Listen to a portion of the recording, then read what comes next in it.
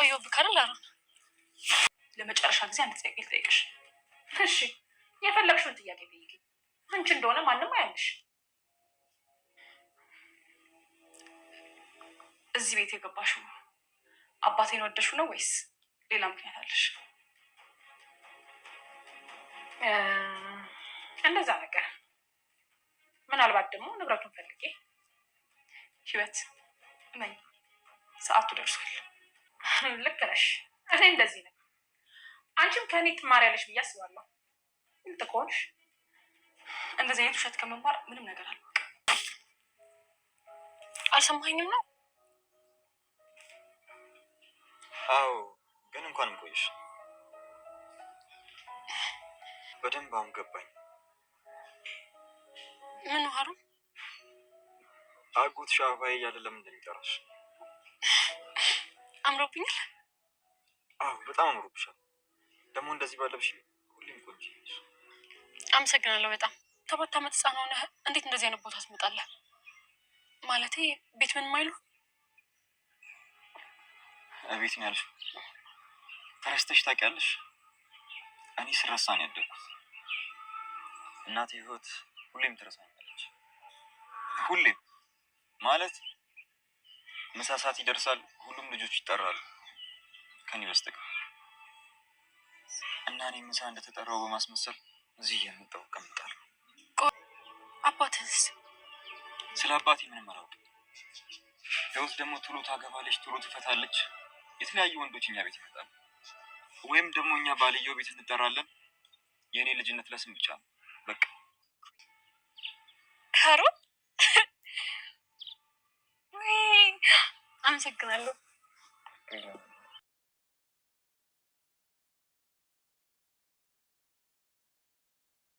ዛሬ ፈሪሃ በደስታ የተንበሻበሸች ትመስላለች።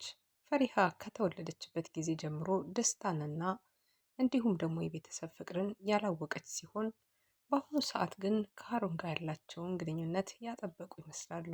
ሀሮን እንግዲህ ለመጨረሻም ለመጀመሪያም ጊዜ ይሁን ዛሬ ላይ ለብቻቸው ተገናኝተው ጊዜ ሊያሳልፉ ተቀጣጥረው ነበር። በዚህ መካከል ላይ የምትለብሰው ልብስ የሌላት ፈሪሃ ከገዛ ከእህቷ ግን ደግሞ ልብስ እንድትሰጭኝ እፈልጋለሁ ዛሬ የሆነ መሄድበት ቦታ አለኝ ብላ ስትላት በደስታ ነበር መና ልብሷን አውጥታ ለፈሪሃ የሰጠቻት። ፈሪሃም እንግዲህ እንዳያችኋት አበባ መስላ ሀሮን አጠገብ ስትቀርብ ሀሮን ማመን አቅቶታል። ለካ ለዚህ ነው አበባዬ እያለ የሚጠራሽ አጎትሽ በማለት ሀሮንም በነገሩ ግራ ተጋብቶ የለበሰውን መነጽር አውልቆ ሲመለከታት ከቆየ በኋላ እጁን እንድትይዘውና ወደ መናፈሻ ቦታ እንዲሄዱ ሲጠይቃት አይተናል። ሀሮን እንግዲህ ከዚህ ቀደም መልካም ህይወትና መልካም ጊዜያትን እንዳላሳለፈ ለፈሪሃ እያጫወታት ነበር። በዚህ መካከል ላይ ብዙ የሰው ልጅ ስለለበሰ ነው እንጂ ያልተነገሩለት ብዙ ታሪኮች ያሉት ሀሮን እንግዲህ በሚያሳዝን ሁኔታ ህይወት በጣም ብዙ እናቱ እንደሆነች ቢያቅም ግን ደግሞ እንደተበደለ አብዝቶ ሲነግራት ነበረ።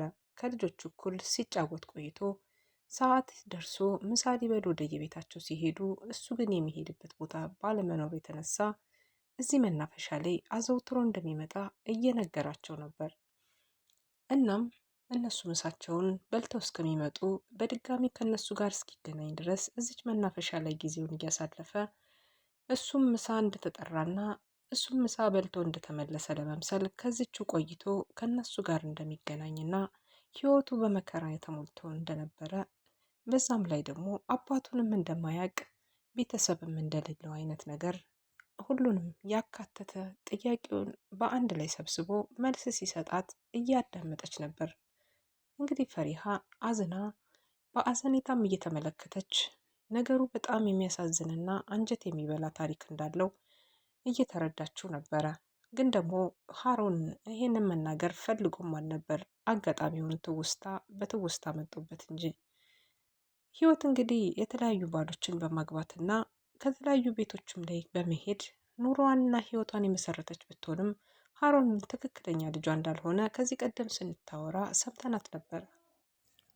እንግዲህ ሀሮን በድጋሚ እነ ጋሽ ታደ ቤት ከመጣ ጊዜ ጀምሮ ደግሞ የገጠመው ነገር በጣም ከባድ ፈተና ውስጥ ገብቷል። በሁለት እህትማማቾች መሀል ፍቅር ውስጥ የገባው ሀሮን እሱ ከፈሪሃ ጋር በፍቅር አብሮ ለመኖር ሲያስብ፣ መና ደግሞ እሷ ከሱ ጋራ በፍቅር መኖር ትፈልጋለች። ግን ደግሞ ይሄ ሁሉ ነገር የሆነው አሁን ላይ ምንም አይነት ስኬት እንደሌለው ያወቀው ሀሮን ለመጨረሻ ጊዜ አንድ እድል ሰጠው። ፈሪሃ ከደጅ ተገናኝተው እንዲያወሩና ጥሩ ጊዜ እንዲያሳልፉ፣ በዛም ላይ ደግሞ ለሱ ያላትን ስሜትና ፍቅር ለማየት የተገነዘበ ይመስላል። ጋሽ ታዴና እንግዲህ ህይወት ትዳር ብለው ከመሰረቱበት ጊዜ ጀምሮ እስካሁን ድረስ መልካም ባህሪ እያሳየችው እንዳልሆነችና እንዲሁም ደግሞ መልካም ሴት እንደመሰለች ለማሳየት ብትሞክርም ህይወት ግን መልካም ሴት እንዳልሆነች በደንብ ጠንቅቀው ከደጅ ያሉ ሰዎች ይመለከቷታል። የገዛ ልጁ አሁን ላይ ሁሉንም ነገር መና እየሸፋፈነች እያሳለፈችው ቢሆንም ግን ደግሞ ዛሬ ላይ አዲስ ነገር በመና ሪከርድ እያደረገቻት ነበር። መና ለምንድን ነው ይሄ ያስፈለጋት? በድጋሚ ጋሽ ታዴን ካገተው ሰው ጋራ ወይም ደግሞ አሁን የህይወት ባል ይሆናል ተብሎ ከሚታሰበው ሰው ጋራ ስልክ ስታወራ በአጋጣሚ ሰምታት ነበረ። መና ወደ ሱቅ የሄደች መስሏት ህይወትን በነፃነት ቤት ውስጥ ሆና ከክፍሏ ከፍታ ስትመለከታት መና አለመኖሯን ስላየች የት ሄደች ደግሞ በማለት ስትል፣ መና ግን ሶፋው ላይ ቁጭ ብላ ነበረና ከሶፋው ስለነበረች እሷ ያወራችውን የሰማች አልመሰላትም። በዛም ላይ ደግሞ በቤት ውስጥ ያለች አልመሰላትም ነበረ። እነ ፈሪሃም ወጣው ስለነበረ በነፃነት ልታወራውና እንዲሁም ደግሞ እንዲገናኙ ፈልጋ እንደነበረ ይህንን ስታወራ ህይወትን ስትሰማት በትንዴት ስልኳን ይዛ ወደ ክፍሏ ትሄዳለች። ለምጠይቅሽ ጥያቄ መልስ ትሰጭኛለሽ በማለት እንግዲህ ጥያቄዎቿን አቅርባለታለች። እነዚህ ጥያቄዎቿ የዘመናት ጥያቄዎች ቢሆኑም ተደጋጋሚ የሚሆኑ ጥያቄዎች አሉ። ከዚህ መካከል ላይ ግን ደግሞ አባቴን ትወጂዋለሽ? እንዴት ነው? ከወደድሽውስ እንዴት? በማለት ከበድ ያሉ ጥያቄዎችን ስትጠይቅ እንግዲህ ለሀብቱ ብዬ ነው ስትላት ነበረ። ሀብት እንግዲህ የፍቅር መለኪያና ሚዛን ያደረገችው ህይወት አሁንም ቢሆን ሀብትና ንብረቱን ብላ እዚህ ቤት እንደመጣች በደንብ ጠንቅቃ ታውቃለች። እሷም ቢሆን ሳትዋሽ ሀብቱን ንብረቱን ፈልጋ እዚህ ቤት እንደመጣች እንጂ ሚስትነትማ በደጅ ያስቀመጠችው ባለቤቷ ይበቃት እንደነበረ እያስረግጣ እየነገረቻት፣ ለጋሽ ታዴ ደግሞ መልካም ሚስቱኜ እንዳያስኩት አንቺ ራስሽ ልቦናሽ ያውቃል ብላ ለመና መልስ ስትመልስላት ነበረ። ለመጨረሻ ጊዜ እያለች ጥያቄዎቿን እያስከተለች ብትጠይቅም መና እንግዲህ በስተመጨረሻም ያደረገችውን ሪከርድ ስትጨርስ ሰዓቱ ደርሷል መኝኝ ከዚህ በኋላ ያልቅልሻል እያለቻት በምትላት ጊዜ ህይወት እንግዲያውስ ነይ ፈትሽሻለሁ፣ ምን ማለት ፈልግሽ ነው ይህን ጥያቄ ደጋግመሽ የጠየቅሽኝ? ከመቼ ወዲህ ነው? ምንን አስመልክቶ ነው? በማለት በጥርጣሬ ስልኳን እንድታመጣና እንደ ቀዳቻት በስልኳ የጠረጠረችው ህይወት ስልኳን ከእጇ መንትፋ ስትደበድባት ነበር ያየ ነው። በዛ ሰዓት ላይ ስትደበድባት በጣም ተናዳ ስለነበረ መሬት ጥላት ነበረ።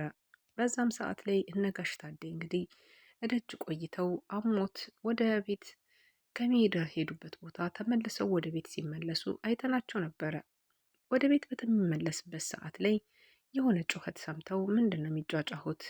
መና ልጄ ናት እንዴ? በማለት ቆይ ጋሽ ታዴ ቤት ከመኝታ ቤት እኔ አይቼ ልምጣ በማለት ሲመጣ እንግዲህ ህይወትና መና ተያይዘው ነበር ማለት ነው። ተጣልተው እየመታቻት ስለነበረ መናን ለማስተው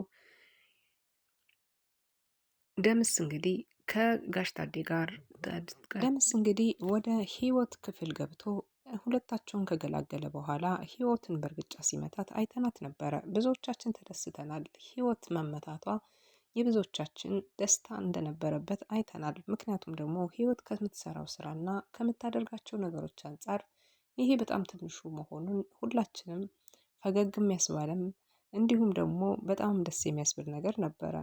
በነገራችን ላይ ቀልድ አያውቅም።